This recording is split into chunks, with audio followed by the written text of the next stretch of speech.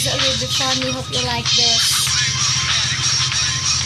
Kailangan maglinis upang ang paligid ay maging malinis.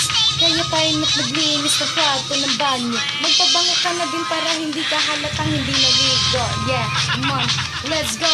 Ang panahon pa naman ngayon ay mainit. Baka ikay mag-amoy ang hit. Kaya dapat ikay maglinis, magpunas ng pawis para ikay makakiss sa iyong misis. At partida pa ito ay nakatupis. Ba't ikay naiinis? Ba't hindi ka nakapis?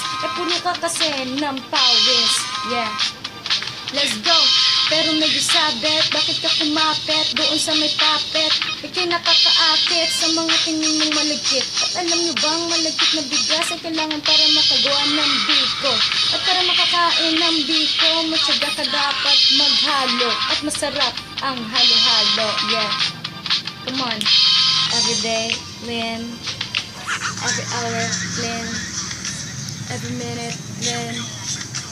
Every second, Lynn. Yeah, yeah, come on, let's go.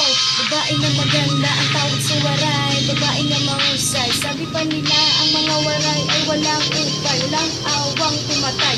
Ayan ang di nila alam, huwag kayong manghusga, dahil ang Panginoon lang ang may alam. Pero alam niyo ba, mas masarap kumain ng nakakamay basta't malinis ang kamay.